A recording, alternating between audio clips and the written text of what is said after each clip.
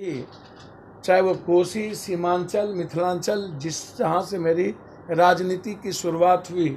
और फिर बिहार के परिप्रेक्ष्य से लेकर देश, सदन से सड़क तक, 90 के पहले की राजनीति, 83 के मुखिया से लेकर अभी तक लगातार हमने हमेशा हमारा प्रयास रहा है कि इस देश के और इस बिहार के आर्थिक उन्नति, इस बिहार का कंप्लीट रूप से जो सबसे बड़ा वर्ग समूह है किसानों का, मजदूरों का, महिलाओं का और युवाओं के, बेरोजगारों का, उसके जीवन का प्रगति, उसको बदलना, उसमें कभी भी कोई कंप्रोमाइज हमने नहीं किया और न आगे हम दुनिया में कभी कोई कंप्रोमाइज ऐसी राजनीति करने के लिए करेंगे। इसीलिए जो मिजाज बिहार का है और जिस तरीके की राजनीति अभी चल रही है, कंप्लीट रूप से नफरत का, कंप्लीट रूप से गलत तरीके का, गाली गलौज का, कंप्लीट रूप से इस देश में सभी तरह के विविधताओं को चैलेंज करने का आज स्थिति यह है कि जाति के आधार पर भी लोगों के भीतर डर है कि मैं बोलूं या ना बोलूं,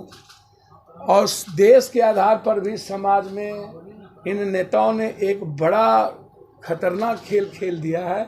कि किसी को बोलने की और कोई अपनी बात कहने की आज़ादी ख़त्म कर दी। तो इससे हमें लगता है कि जब आदमी, कॉमन आदमी बोल नहीं सकता, कॉमन आदमी अपनी बात कह नहीं सकता, अपने अधिकार के लिए बात नहीं कर सकता, लड़ नहीं सकता, सड़कों पर उतर नहीं सकता, तो संविधान और लोकतंत्र दोनों खतरे में और इतिहास भी खतरे में है, और मुझको लगता है संस्कृति और समाज की तहजीब भी खतरे में। ऐसे समय में पप्पू यादव की भूमिका जो लगातार रही है, चाहे सामाजिक सेवी के रूप में हो, चाहे किसी आम आदमी के साथ खड़े रहने की हो, या आम आदमी की ज़रूरत की आवाज़ के लिए हो, सदन में हो या सड़क पर हो, लाठी खाने से हो, हमने हमेशा प्रयास किया है कि बिहार देश में सबसे ऊंचाई पर जाए, तरक्की करे, और हमेशा कोसी, सीमांचल, मिथिलांचल और बिहार की आवाज़ हम बनते रहें,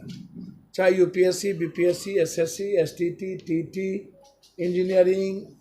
जिन मुद्दों से हो, जिन बड़ी छोटी घटनाओं से हो, मैंने हर घटना में समाज को इक्वल नज़रिए से देखा और कोशिश किया है कि मैं उसको बचा पाऊँ। इसीलिए मैं लगातार प्रयासरत रहा हूँ कि कांग्रेस, लंबे समय से मैं कांग्रेस के साथ खड़ा रहा हूँ, लंबे समय से मैं लगातार प्रयास करता रहा हूँ कि जो वसुधैव कुटुंबकम और सार्वभौमिकता का और सर्वभूम संभाव का जो एक बेमिसाल भारत है, उसकी रक्षा है। और हम सिर्फ विकास और आम आदमी और युवाओं के रोजगार और इकोनॉमी की बात करें कि 40,000, 60,000, 70,000 रुपया महीने का इनकम एक व्यक्ति को कैसे हो, और व्यक्ति पर कोई भी तरह की आर्थिक बोझ ना पड़े, व्यक्ति को जस्टिस कॉमन तरीके से मिले, जबकि 90%, 92, 97% लोगों को इस कंट्री में बिहार जस्टिस नहीं है। पैसे, ताकतवर, माफिया, दलाल, नेता को जस्टिस है, लेकिन मिडिल और लोअर मिडिल क्लास, गरीब, किसान, महिलाओं को जस्टिस नहीं के बराबर मिलती है। तो हमारी लड़ाई वहाँ है, और मैं इस तरह की लड़ाई को मैं हमेशा लड़ता रहा, चाहे वो बाढ़ हो, कोरोना हो, छोटी घटना हो, बड़ी घटना हो, भूज हो, उत्तराखंड हो, आवाज़ हो, संघर्ष हो, और इस सवाल पर मैंने कोई कंप्रोमाइज़ नहीं किया है। इसीलिए हमेशा कांग्रेस के सड़क से सदन के साथ में खड़ा रहा। हमेशा जो कोसी सीमांचल की जनता हमेशा चाहिए कि पप्पू यादव जो हमारे हैं, हमारे बेटे की तरह हैं, मिथिलांचल के लोग हमारे पुत्र की तरह, भाई की तरह हैं, जो हमारे लिए जीते हैं, और मैं हमेशा प्रयास करता हूं सबके घर और आंगन तक मैं जाऊं, और हमेशा हर घर के आंगन का को मैंने जल चढ़ाया है, चाहे तुलसी सूख जाए चाहे तुलसी जिंदा रहे। हमेशा मैंने प्रयास किया है कि जल चढ़ाकर बिहार की संस्कृति को जिंदा रखें, और कभी भी न्याय में किसी को कमी ना हो, आर्थिक रूप से हर घर की मदद करने का प्रयास किया हूँ। कोई ऐसा पीड़ित घर नहीं है जहाँ आर्थिक मदद नहीं किया, लेकिन इसके बावजूद भी एक पहल है हिंदी पट्टी इलाके में, देश के नेता अलग अलग, आज महागठबंधन की और एनडीए की बहुत बड़ी बैठक हो रही है। चलिए, एनडीए का तो मैंने पहले ही कहा कि एक व्यक्ति है जो अपनी बदौलत अब राजनीति नहीं करना चाहती है। वो पवार हो, अजीत पवार हो, कहीं पर पटेल हो, कहीं मणिपुर हो, कहीं कोई हो, कहीं थूक छटा हुआ व्यक्ति जिसको पार्टी को तोड़ दिया, भगा दिया, कुशवाहा जी हों, चाहे चिराग जी हों, चाहे जिनका हो। चलिए, उन्होंने एक प्रयास तो शुरू किया।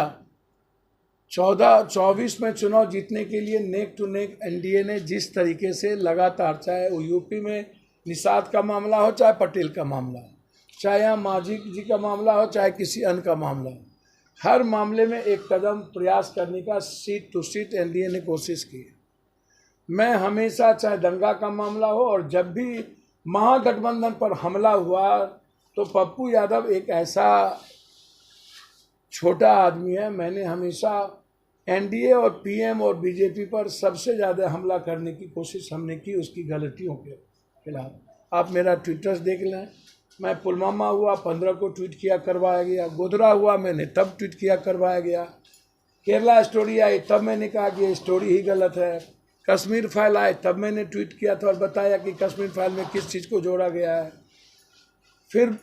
आदि पुरुष आया, मैंने तभी कहा कि ये गाली गलौज उस रामायण के युग में नहीं था जो आज ये हनुमान से गाली दिलवा रहे हैं, जो शब्द, जब वो शब्दावली ही नहीं थी तो आज ऐसी गाली कैसे। तो हमेशा मैंने चैलेंज किया है इन गलत तरीके की चीज़ों को। हमेशा मैं महागठबंधन और बिहार के विपक्ष के रूप में मैं हमेशा खड़ा रहा। नमस्कार, मैं हूं ग्यासुद्दीन लसानी। इस प्रकार की तमाम खबरों को देखने के लिए हमारे चैनल को सब्सक्राइब करें और बेल आइकन को जरूर दबाएं ताकि कोई भी वीडियो आपसे मिस ना हो। साथ ही वीडियो को तमाम दोस्तों में शेयर जरूर करें। धन्यवाद।